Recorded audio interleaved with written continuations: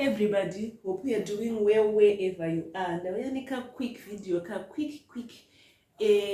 pane munhu akabvunza mubvunzo wekuti Medi, is it worth it kuenda kunochatira kuZimbabwe kana kuti tochatira hedu muno muSouth Africa matakadzika matende kudhara. So ndonyaya ndoda kuti discuss you guys ndichikuonesai from my own experience kuti is it really worth it kuenda kumusha kana kuti munhu ongozviitira hake kuno kuSouth Africa pasina traveling. Ndo zvatoda kuti taure nezvazvo.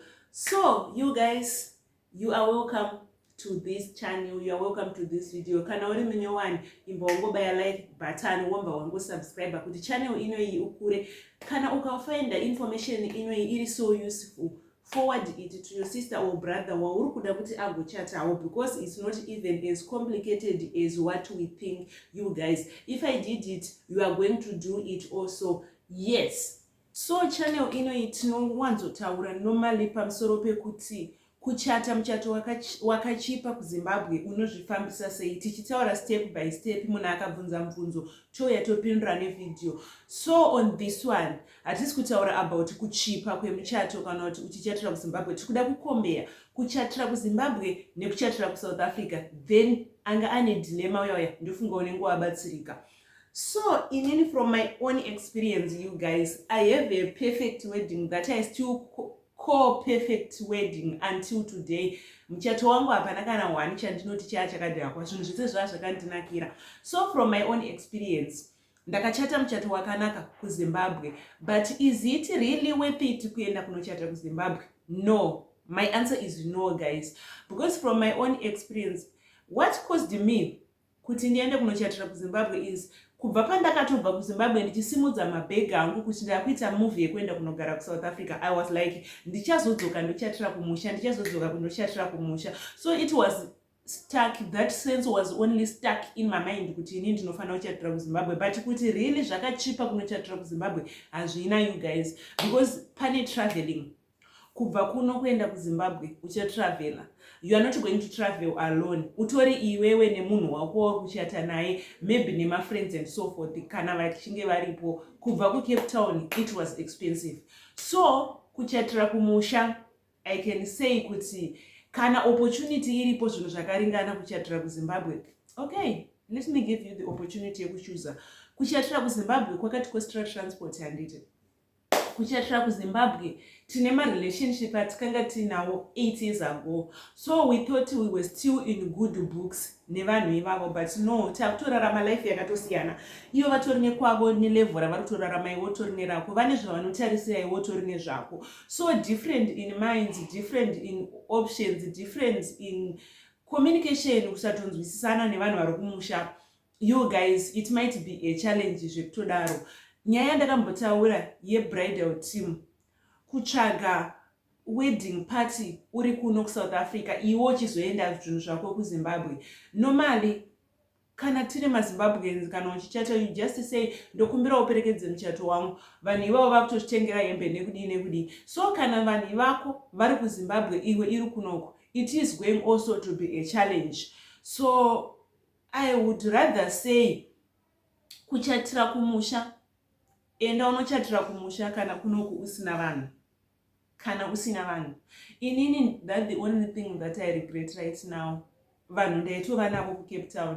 Ndakatogadzira my own community. I have my own big church. I have my own community, my own friends around here. So it was so easy, like kungo booka tickets ramama vangu, radhedhi vangu, nira auntie. I think that the only 3 people vanokosheswa pamuchato, mama vangu, dhedhi vangu, auntie.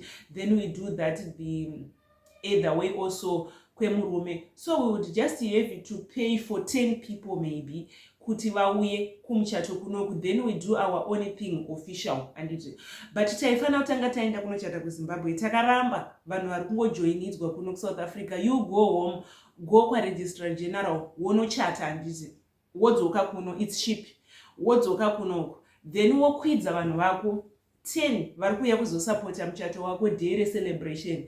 Yeah, so I found it much cheaper kuchatira kuSouth Africa, because kana muine chechi hombe unochatira muchechi menyu, of course ma decorations vasangodhurawo sezvinoita vari kuZimbabwe ikoko. So you have your own lookouts kuti vanogona ndianani vakachipa ndianani kana utori nedheko yekuchechi inogona take the advantage. South Africa madrinks akachipa, you just buy ma 2 liters emacoca-cola ako then vanhu voseva vachiita I don't know only saving netumakapu tuyetu kana kuti netumaglasi tuyetu.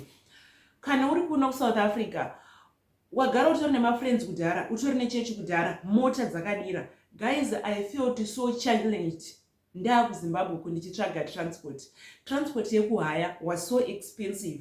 Vandinoziyana navo vacho vashoma vandofanira kunge ndichidira fuel, there were very few apo pamuchato panodiwa mota dzakawanda. So kana utori necommunity yako kunoku ronga muchato wako panapa, it's so easy because utori nevanhu vautori navo muchechi menyu kudhara vatori nemota dzavo, vautori navo your own company vauno fellowshipa navo murokesheni vatori nemota dzavo, unotongoziya. Titori neimwe muchato 2 yandakapinda muwedding committee, vanhu vacho vakanochatira kwaregistrar general to have their own certificate, then they do the celebrations here, vakakwidza few members of the family, muchato ukaitwa kuchechi. That wasn't so complicated, that was, and you know what guys, kuchatira kuSouth Africa you stay away from drama rakanyanya remafamily members, rana tete vambuya vasekuru veve vari kumusha uko. You stay away from those people vatori nedrama kudhara. Vanhu vaunavo panapa like me zvangu, I was so privileged kuti vanhu vandandinavo on the ground muCape Town vanhu vanendida, vanhu vane rudo, uziya rudo rwakanyanyisa, vanhu vanondida zvemhando yepamusoro-soro. So I didn't see that because inini nemunhu wangu tichiri vana vadiki takangozvidzwa kuti tichachatira kuZimbabwe. Yeti ukatarisa vanhu vatainga kuZimbabwe there were so few than vanhu vatanga tinavo kunoku. Buying food in South Africa and buying food in Zimbabwe, I think for right now it's the same. It's not like so challenging.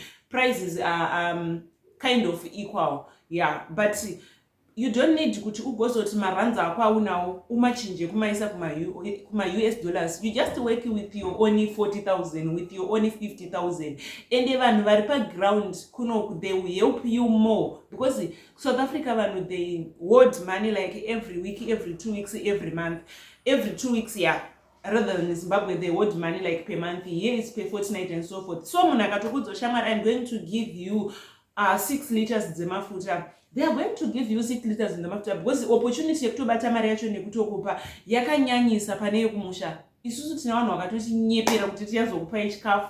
Luckily takati nezvinhu zvedu. So you find out kuti vamwe vacho havana kutozouya, then umwe wacho akazotanga kuti katara wamusi wechimwe wati wamusi wemuchato achiuya necooking oil yake because anga asingaziye where to put things, how to put things in order because papasina munhu anga atinyatsori pavhenya ainyatsofambira door to door zviri kufamba sei. But right here in South Africa it will be like, you know what, imimi makati mune mafuta edu tiri kutuma mukomana kuzotora, handiti zvinhu zvotoiswa panzvimbo in order in time. So advantage yekuchatira kuSouth Africa, transport iri so available zvekutodaro. Kana zvatonetsa just call ma Uber guys kuti you guys ma Uber guys uyai panapa mutakure vanhu, then you just Uber 100 rand mungotsvaga mota dzenyu dzinopinda vanhu 6 mototi vanhu vaendeswe kuvhenyu. KuZimbabwe it's not that easy. So kudirira vanhu fiyo, hello, good morning, how are you my cutie baba, amuka. So kuZimbabwe kuwana transport is so challenging. Move from one point to another kuZimbabwe is so challenging. People vari kuZimbabwe vansi vangonzwa kuti iwewe uri kuchata kana kumusha kwenyu kuri kuGwanda vanzwa kuti uri kuchata kuHarare, uri kufanira kutumira transport iri kunotora vanhu kuGwanda. Kana makatozoita mistake yekuroorana munhu wekuGwanda nemunhu wekunjanja kumusha kwedu, uri kufanira kutumira another transport kunjanja. So isusu lucky enough ndeyekuti takanga takaroorana vanhu vese mukumusha. So ndo advantage yatakaita. Then sekuru vamachiridza my husband vanoita zvemakombi, so ndo vatakazongodhila navo kwanguva poka 200 ramheno kana kuti less, kwakuti vanotora vanhu kumusha umva vangokwidzwa vese mafamily at once. But kana kumusha kwenyu kwakaparadzana, you have to put all this in mind kuti muchatumira transport kumusha kwanhingi nekumusha kwanhingi kuti vanhu vauye kana muri kuchatira kuHarare. kana musiri kuchatira kuHarare mukuchatira kumusha kwaNhengi muchatumira vanhu futi transport kumusha kwaNhengi kuti uye kumusha kwamuri kuchatira motumira imwe kuHarare kuti vauye. So I would rather make this easy nekungochatira kuSouth Africa kwautori kutori nevanhu vaunotoziva kutori neeasy transport kwaunotonyatsoziva kuti mavheji ndiri kumawana apa rice ndiri kuiwana apa. You are doing this yourself utori paground anditi inini I was doing this myself kuZimbabwe but ndiri out of ground. So I needed people who I trust so much kuti vandiitire zvinhu zvangu. I needed trust with people. So luckily pamakeke it was kind of a relative ari mubusiness remakeke, so that was easy. Pakuwana venue guys pakatongoshanda nyasha dzaMwari, kuwana cameraman pakashanda nyasha dzaMwari. I think pane mavideo acho ari kuzasuko kana kuti ari kuzasuko andakamboposta kudhara how I found every service provider wemuchato wangu ndiri paground. It was so complicated. Uri kumhanyidzana netime dzekutsvaga zvinhu kuZimbabwe kubasa kunoku murungu ari kutokuda. Uri kunidha kuzotora leave yekudzokera futi kuZimbabwe kunochata. After wedding uri kunidha futi kuti ugozowana break from family, but family kutoti takuwanira pano because you only one 8 years usina kudzoka kumusha. So you guys, if you are thinking of having your wedding in Zimbabwe, of course it's doable, it's possible. If I did it, you are going to do it also. But if you have 50-50 chance, like should I go to Zimbabwe or should I do it here, I would go for you doing it here. It's quite cheaper. It's quite cheaper because we need our wedding to be cheap at the same time perfect. So I would say doing your wedding in South Africa, it's quite cheaper. Quite cheaper because you have your family here, you have your friends here, extended family. You guys vacho munozongona ama video online, that's okay, and everybody's going to understand. If you have your wedding, you know where your love is. People who love you the most. Kana vanhu vanokuda zvakanyanya vari muSouth Africa, it's worth it to do it here and it's quite cheaper. Kana vanhu vanokuda zvakanyanya vari kuZimbabwe, yeah, you have to do that one. It's quite complicated but it's doable, you guys. So I just come with a short one to answer munhu aibvunza kuti maybe does it worth it kunochatira kuZimbabwe kana kuti ndozviita hangu muno muSouth Africa. So you have it there, you have it here kuti kuchatira muSouth Africa kwakanyanyira kunaka kuti kuri convenience unobatanidza zvinhu zvako watoenda kubasa wotopedza basa na4 unogona kutovhizitira wedding, unogona kutovhizitira munhu ari kuita makeke wako, unogona kutovhizitira kwauri kuita madress and so forth, unogona kutovhizitira vakati one day watopedza basa.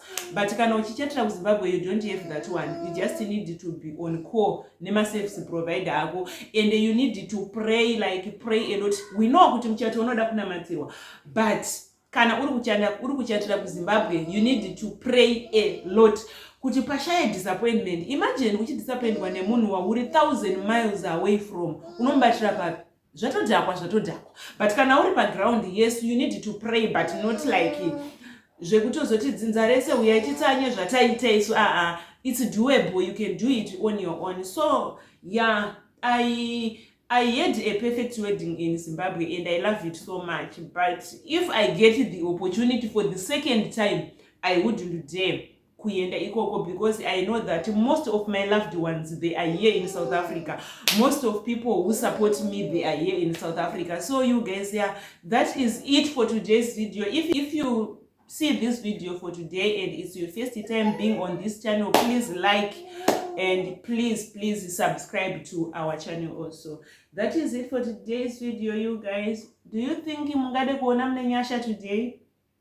Kana mchida kuona mnenyasha type you want to see mnenyasha, then you will see him on the next video. So bye.